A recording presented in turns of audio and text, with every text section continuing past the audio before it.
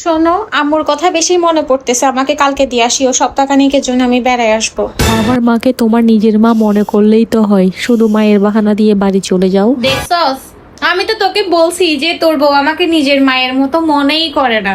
আমি মেয়ের মতো মনে করলে কি হবে? দেখিও কিন্তু পরে উল্টে যাবে না। আমি কিন্তু তোমার মাকে আমার নিজের মায়ের মতো করেই দেখবো, নিজের মাই মনে করব কিন্তু। হ্যাঁ বাবা, তোমার মার সাথে যেভাবে থাকো সেভাবেই ঠিক থাকবে। আছে। তুমি এখানে বসে আছো আম্মু, আমি তোমাকে কখন থেকে খুঁজতেছি। আমাকে 5,000 টাকা দাও, আমি শপিং করতে যাবো। বৌমা রান্না কে করবে? রান্না রান্না আমি কেন করব? মা থাকতে মেয়ে রান্না করে? আচ্ছা দাও, 5,000 টাকা দাও, আমি শপিং করে আসি। এতগুলো টাকা? আচ্ছা দিচ্ছি। কি রান্না করতেছ? তো তিত করলা ভাজি রান্না করছি। আমি এগুলো খাবো না, আমার জন্য মাংস রান্না করো। আম্মু, এই আম্মু, কি রে বৌমা এভাবে চিল্লাচ্ছ কেন? দেখো না কতগুলো জামা পরে থাকছে, আমার ভাঁজ করতে একদমই ইচ্ছা করতেছে না, একটু ভাঁজ করে দাও।